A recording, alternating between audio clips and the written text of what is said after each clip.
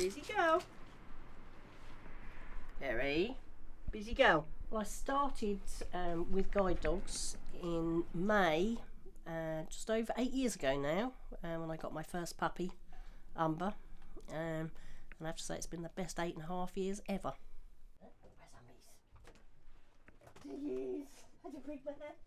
I'd just gone through a really messy divorce. I'd been left a single parent with 2 children, one with special needs. I'd had to give up a lot of things because there just wasn't time or people to look after the children. And we happened to be in a doctor's surgery and reading the well out of date magazines, as you do. And there was an article in there about a puppy walker, and the girls had always wanted a dog, but finances were such that I knew it was going to be too expensive. We'd done the goldfish, we'd done the hamster, we'd got 2 cats, and there was just a little spark of, you know, maybe I could do that. I could fit that around the family life, around my job. And my only concern was, you know, who was going to pay for the food, who was going to pay for the vet's bills. So my daughter came home, went online, checked everything out. We sat down and talked about it, and we applied, and then waited and waited and waited to hear. And there's been no looking back.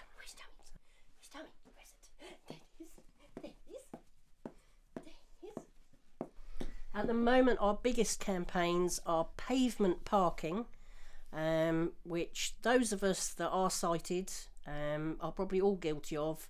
It's not a very wide road, you're just nipping into somewhere for 5 minutes and you pull up on the verge, on the curb, without realising that you've taken up half the pavement, which is fine for us because we can see the car there, but unfortunately those in wheelchairs, and particularly guide dog owners, it prevents them getting access to where they want to go, and the dog often has to take the person into the road to get round it. So we are campaigning really hard for it to be a major offence and people be prosecuted for doing it.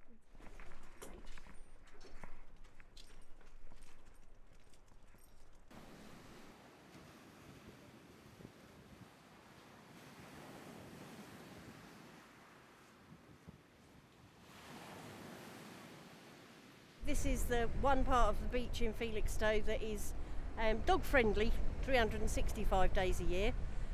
It's best for me in the winter months because there's not people picnicking where I stand the risk of the dogs joining somebody's picnic. But the only problem we do have is fishermen, and I'm not tarring everybody with the same brush, but some of them aren't very responsible about their leftover bait, hooks and line, and we've had quite a few dogs in the past few months that obviously have been scavenging, eaten the packaging, picked up bits of line with bait on them, and had hooks ingested and had to have surgery. So we do have to constantly keep your eye out, and not only that, you get things washed up on the beach from ships that obviously aren't very digestible. So we're always on our alert, especially when the dogs are free running. You've constantly got to keep your eyes open for what they're picking up on the beach, and with the new laws about responsible dog ownership, we've got to make sure that our dogs are friendly with other dogs, that they don't jump up at people and cause people a fright, or to get them concerned that our dogs are at all unfriendly and may bite. I tend to take the line that if a dog coming the other way is off the lead, then we should be okay, they should be friendly, and mine will be off the lead. But if somebody else's dog is on the lead, I will always put mine back on, just in case their dog is frightened. It may be a new dog to them and they don't want the dog to get scared off. It may be dog aggressive, and obviously I don't want that to happen to Kerry and to have her attacked at this early age.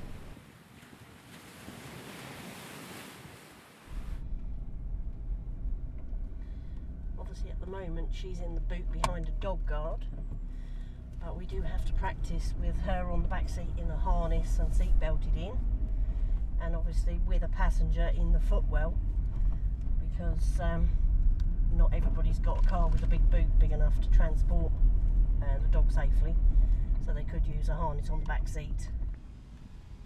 Are you now going? Yeah. Thank you. So wait. Wait. Good girl.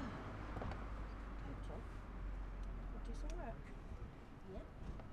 Wait.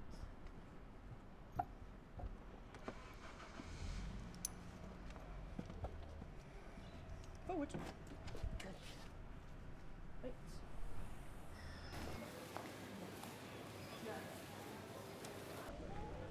Oh yeah.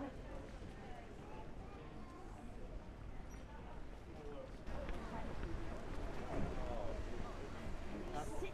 How old to carry them? Sit. 6 months. I'll So I did say smile. my claim to fame here. Will Yeah. your colleague be on this as well then? Yeah. I'll call over the So this is one of the agencies pic- that helps raise money for us. This Come is here, our, go over the pitch, look. this is our sponsor of Puppy Team. We're here today, just so you know what we're doing here, we're promoting these two in time for Christmas called Dasher and Angel. Oh yeah. They're the latest recruits. Now you understand this because you're obviously doing Yeah. dog walking, but it takes 2 years of training to make it become a guide dog. We're very proud to tell you this. Some days on a good day, as many as 2 blind people a day now getting guide dogs basically. Just Yeah. and at least every day a blind person does get a guide dog, so it's happening every day. It's improving somebody's life, you see. That's it. And all But- for people But it's lovely standing out promoting in it the 'cause cold. it makes you feel great. Promoting something it's really great, aren't you, really? Yeah. Right, I'll stop waffling now. Nice chat to you all, anyway. Yeah, see, we like to come and do a bit of support, don't we? Eh? Just want to point out that the bobbly bit here is in theory what is the curb. So you can see how narrow the pavement is on this side, and if I've got to keep her onto the pavement side, there isn't room for me and obviously mobility scooters, push chairs, so I'm effectively walking her on a road, which you can see up here is where people will park, where the bins are, and where everything else is. So I'll try our best to stay on the path. Walk on, Kerry. Now, I actually counted one day from where we started at the Sponsor a Puppy tent to just at the top where the shop's in there are 55 A-frames in this stretch of town alone. Add on to that the bicycle parking, the benches, the large flower beds, the dustbins, the seating outside of cafes, randomly parked cars which aren't in the designated parking areas, and you can see how difficult it makes it for somebody who has very little sight or no sight at all and their dog. The dogs are trained to try and walk in the middle of a pavement. There isn't a pavement, so we try and keep them close to the building line, but then you're fighting with people with pushchairs and people in mobility scooters who don't want to take the risk of being in the middle of the road because there is still traffic coming backwards and forwards. So it does make life a little challenging. Might be easier for some people to get about and people to dash into a shop in sort of 5 minutes, but it does make training a dog for the blind very difficult.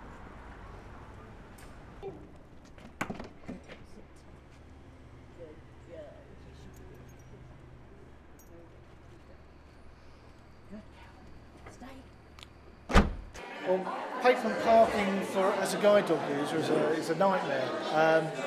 It's something I've been fighting now, campaigning for a considerable period of time.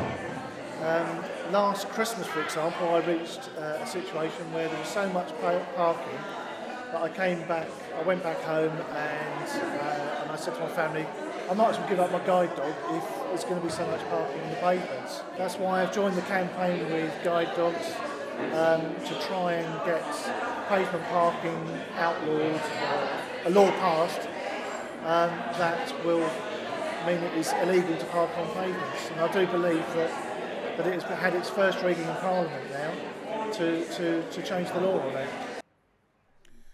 I'm hoping that obviously with enough backing, we've got quite a few signatures on our petitions, and obviously a lot of parents are complaining now about it outside of schools. There's been a few incidents where children have been hit by cars because they've run across the road between 2 parked cars because there was no pavement for them to walk on. So I think with the pressure that schools are putting on it and ourselves as guide dogs campaigners, that I think eventually there will be a massive crackdown on the pavement parking, which can only be for the benefit of everybody really.